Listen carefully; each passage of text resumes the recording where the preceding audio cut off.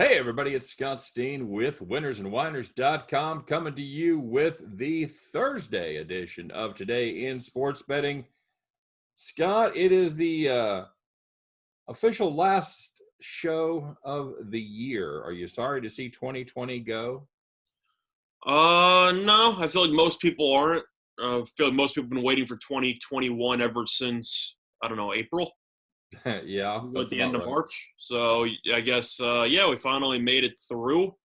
Hopefully, still got about, I don't know, 13 hours left, give or take. So we'll see what happens there. But yeah, looking forward to it. Truth is, for New Year's, I'm not really doing anything. So I'll be busy writing for my trip tomorrow. But overall, yeah, can't really complain. You? Yeah, we're gonna have the regular our bubble here for a little New Year's Eve celebration. It couldn't be a more white person Midwestern New Year's Eve. We have got Red Lobster order that we're going to pick Nice. Okay. Nice. up. You know what, Scott? I'll tell you what. I made one prediction earlier this year. I predicted that no leagues would be able to complete and compete for a championship in 2020, and I'm glad I was wrong. I'm happy to divulge that I was incorrect about that. They were able to do it. They played the World Series. They played the NBA championship. They were able to get it done. Of course, now we're firing up on the college championship. So it wasn't always smooth sailing, but they were able to get it done. So congratulations to all the sports leagues that did that. And yeah, hopefully we'll do it again next year, only with fans. So that'll be fun. So. Yep.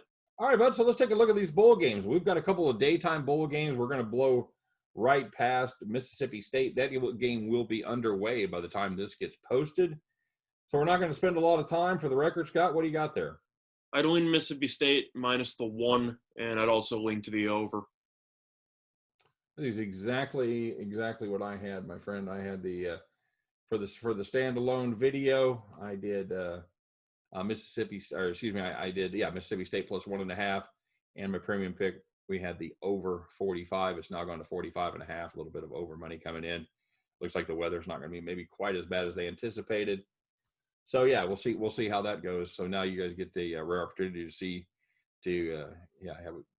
me tell you what I had for all my picks. So all right, with that being said, let's move on. Taking a look here at the Arizona Bowl, the Offer Pad Arizona Bowl. Scott, do you know what Offer Pad is? Assuming something involving an office and a pad. You'd think so, but it's not. That's a shame. I thought it was what you always tell your teenage daughter to do right before bedtime, get off her pad. But no, it is a real estate service that you can makes bids on houses. So Cool. Yeah, there you go. Features the Ball State Cardinals, San Jose State, I almost said the San Jose State Sharks, San Jose State Spartans. San Jose minus 9.5 total on this one is it still 64? About 64 flat. 64 flat. That's what I got it at. By the way, there are 2 games this season in the bowl season, only 2 that feature conference champions playing against each other. Do you know what they are, Scott? Well, you got this one, Yeah. of course, because both of those teams ended up winning. Yep. And then, other than that, let me actually think about this one. Well, let me ask, does that include the semifinal game? Yes, it does. Okay, so then you got Clemson, Ohio State. That's the other one. That's exactly right. That's the only 2 games that feature conference champions this year. So this is one of those games. Scott, neither one of these teams were projected to be anywhere near this spot. So who's more of a surprise at this point, San Jose State or Ball State? Well, it's got to be San Jose State. Just looking at the preseason odds, San Jose State was about 100 to 1 to win the Mountain West, and they pulled it off. I don't think this team has had a winning record since I don't even know how long. 2012. Looked it up, Scott. Okay, nice. Still been a long time. And they ended up, figuring it out. Now, Ball State hasn't exactly been great in recent years either, but it's also the MAC. So everyone knows that the MAC is always crazy and you have a new winner in the MAC every single year. So even though Ball State kind of came out of nowhere, I don't think it was nearly as surprising as seeing San Jose State competing with the likes of Boise and Nevada and that type of company. So for me, I think it's easily San Jose State. Very good. Yeah, death, taxes, and Buffalo choking in the championship game. It's kind of what happens there in the MAC, and they just trade turns against which team they choke against. So, I got to be honest with you, Scott. I wasn't, I wasn't, I, I wasn't convinced about Nick Starkel. I really wasn't. Even halfway through the season, I just let his body of work at A&M and Arkansas kind of convince me that he really wasn't that good. And lo and behold, as the season's gone on, He's good. he's good. He's ended up being a hell of a good quarterback. I don't know if they got a good quarterback coach there at San Jose State. I don't know if he just somebody needed to unleash his talent, or if he just matured and figured it out. For whatever reason, he's a different quarterback than he was at those two schools. You agree with that? Yeah, that's definitely true. Starkel, who had been known to make some questionable throws during his time in the SEC, I didn't expect him to only have 4 interceptions this year. I'll tell you that much. No, that's amazing. It really is. And part of that, Scott, I think is a very good offensive line that has certainly been outstanding there in the Mountain West. They've allowed him to be sacked just 5 times in 7 games, and that makes a hell of a lot of difference as far as being able to throw the ball. He's also got a nice 1-2 punch there behind him. This is a team that's won every game by double digits, and depending on your line, they've either covered every game or they've had one push there against UNLV where they won by 17. Some people had that number at 16.5. So, but they've been a very good team against the number and straight up, obviously, as well. How do you got them here against Ball State? Well, I definitely like this line a lot more at 9.5 than at 10, because I have seen this line move to 10, I'd say, within the last half hour or so. But looking at this matchup here, I'll link to San Jose State. This team has been, well, a team of destiny. There's really no other way to put it. This team has been really, really good, and it kind of came as to a shock to everybody. But this team is great defensively. They have not given up more than 24 points in a single game all season long. This team offensively is solid because Starkel can throw. They also have Nevins and Robinson, who are a pretty good 1-2 punch in the backfield, as you talked about before. And I really like how the defense is physical, but also controlled, in the sense that they don't really commit stupid penalties. They don't really do anything to prolong drives. This is just a fundamentally sound defense. And I do like the fact that San Jose State, under their coach Brennan, there were some rumors that Brennan might take a better job during the offseason or even leading up to the bowl game, which is always a huge distraction because you hear rumblings about a coach leaving right before the bowl game and everyone's disinterested after that. But Brennan announced he's coming back. Yeah. So I do think that provides a bit of a spark in addition to that. So for me, I'm going San Jose State because I just like everything this team has to offer. All right. Yeah, and I do have a premium play on the side on this one, but I'll tell you, I like the under in this game, Scott, and I'll tell you why. This is a San Jose State team, and you touched on it. They play very, very good defense, very good offensive, very good defensive line, stout against the run. They get after the passer, and they've, as you said, they have not allowed more than 24 points to anybody. That was Hawaii. The other reason I like this under is even though San Jose State has been very strong on offense, they kind of got a top end. They're not Oklahoma. They're not Alabama. They're not a team that's going to just hit you with a long ball and put up pinball-like numbers. They're workmanlike. They're consistent. They just sap your will to live. But they usually put up somewhere in the 30s. And I think that with them in a position to win this game, now whether they cover or not, again, I've got it on a premium play. But I think the top end for them is probably going to be 35. I was thinking 34-23. That was my thought on this game. So, yeah. For me, I agree. I think it'll be a sweat for the spread. It's one thing if you're embracing the Cinderella story and they're getting a couple of points here or there. When they start laying 10, that's when it starts getting a bit dicey. I'll lean to San Jose State because I do think that Ball State with Plitt does have a pretty good offense. But Detroit with Ball State is that I still think that they are pretty one-dimensional because they really rely so heavily on the pass game. Mm-hmm. So I think that if San Jose State is able to at least limit the pass game, force a couple turnovers here or there, I just think Ball State's going to have no offensive balance whatsoever. So I do think that will definitely help out San Jose State's game plan for this game.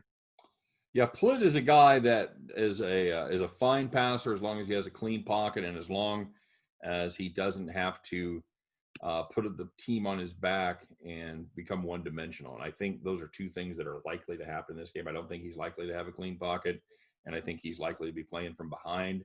So I think we're going to see a little bit of the sheen come off of Drew Plitt there in this game. So And it's also important because of the fact that when we're talking about a clean pocket, San Jose State might have only allowed a handful of sacks, but they're averaging a little bit over 3 sacks per game. So this team has been pretty good at getting after the quarterback, and I do think that will be the case in this game. Absolutely. All right, so let's take a look at the kind of the Frankenstein Bowl game here, Scott. They put the two homeless teams together as the AutoZone Liberty Bowl down there in Memphis. Features the West Virginia Mountaineers and the Army Black Knights. West Virginia is currently what do we got that at, Scott? It's about a 7-point favorite. All right. It's actually been bouncing around. I see 7 at some spots, and I see some spots have it a little bit higher. But for the sake of this, we can honestly just call it like 7.5 or something. Scott, I've got West Virginia at Bet Online right now at 10. That's what I'm saying. I see some like mixed lines here. So I see some of them have it listed, at least the database that I'm using have it at 7.5. And I see that some of it have it at 10, but I'll look very, very briefly to see what lines I can find from DraftKings or, an actual legalized book. Yeah, we had this capped at 6.5 for West Virginia. And I see it available at 8.5. Yeah, that's on DraftKings. Well, hopefully, because that was my standalone video, so hopefully people were out in front of that line move because this is a very good different game for me more than a touchdown.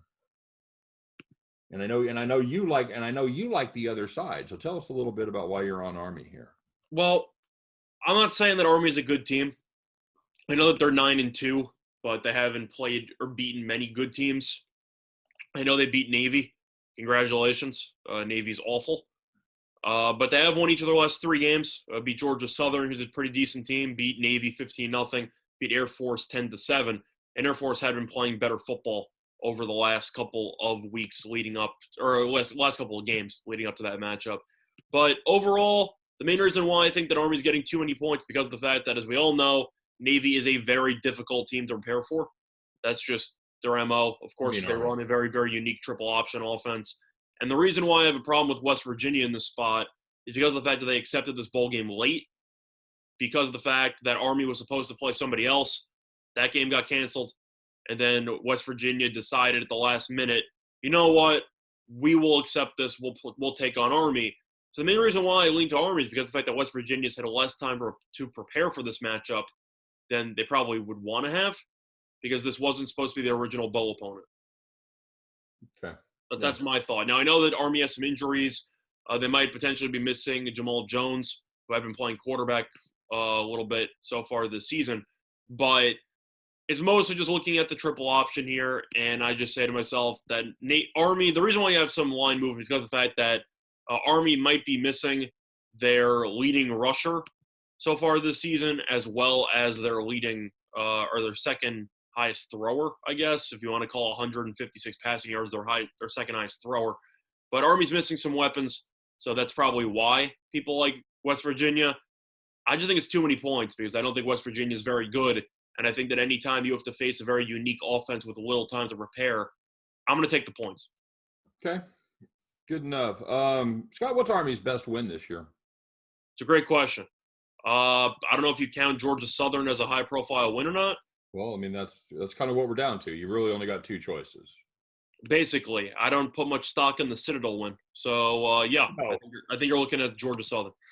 Yeah, you're going to be Georgia Southern. I guess UTSA. Of course, Georgia Southern is going to be higher than both of those are. Well, they're both bowl teams, but man, they've got some weak ass wins in this schedule.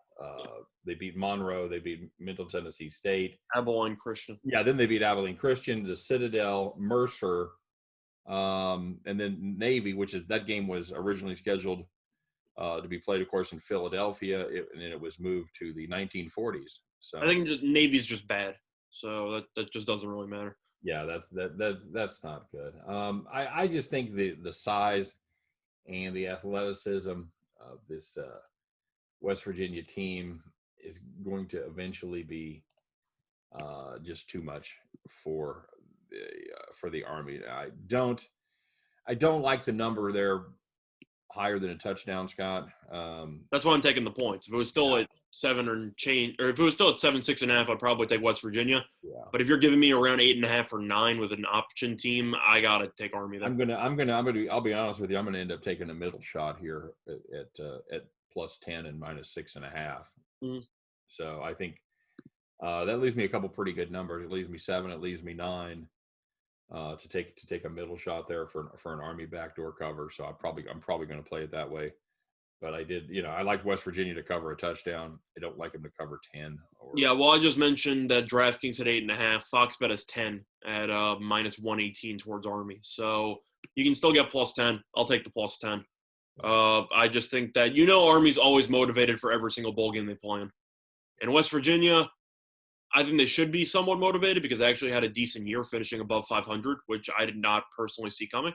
But it's just something about Army in these bowl games. They seem to just always show up, and I'm a little bit concerned that West Virginia, after maybe having some success in the first half, might just get worn down by the endless handoffs on every single play. And I just think that West Virginia might come into this game, maybe go up a little bit early, and then take their foot off the gas and win the game by 7 or 3. So I'll take the points with Army. All right, good enough. I do have a premium play on the total. Do you have any thoughts on the total there? It listed at 41. It's now down to 40.5. We got a feel there. Well, the truth is that even though based on how Army's played this season, I would probably have to lean to the under. There's no way that my final play or my final lean in 2020 is going to be an under 40.5 in a bowl game. I wouldn't be able to look myself in the mirror. I can't touch the under in this spot. Okay. All right, good enough. I'm not going to play the total, but just based on concept, I can't take the under here. How'd we end up yesterday, Scott, with the late game? How'd we have that one? I believe we swept it. Okay. We both like the over, and we both like Oklahoma. Yeah, I mean, I gave out the first half minus 3. That was easy. That was solid. Yeah, that was solid. And we had Oklahoma over, and we also had Oklahoma as a premium. So yeah, worked out okay. So all right, man. Well, that's going to bring it to a close for 2020.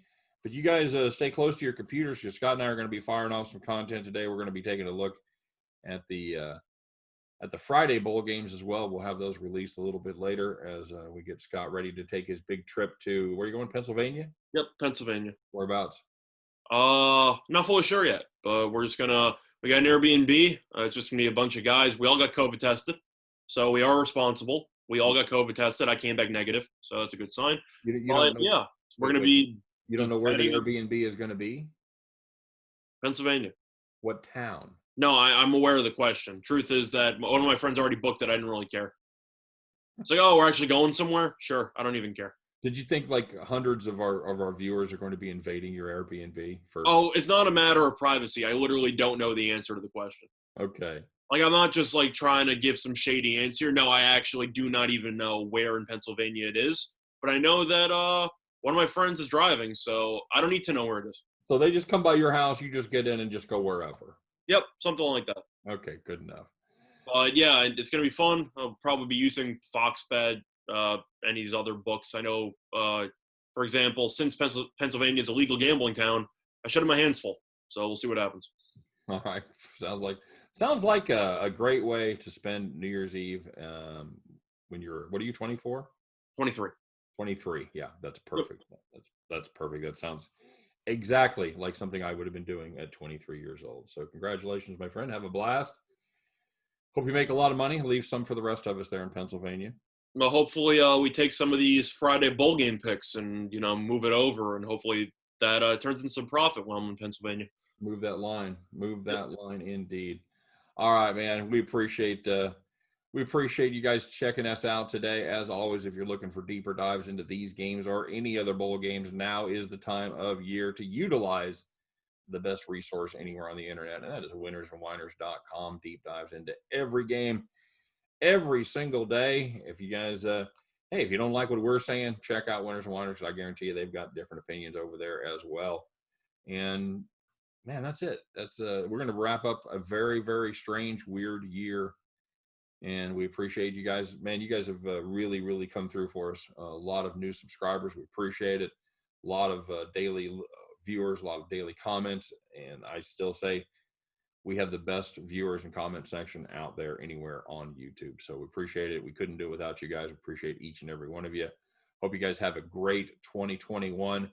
And let's kick it off with some victories here, man. Let's finish up strong and get rocking and rolling for the new year. For myself, for Scott Reichel, for all of us over here at winnersandwhiners.com, we sincerely wish you guys a great and happy New Year's. Hope every one of those tickets in your pocket turns into cash money all year long.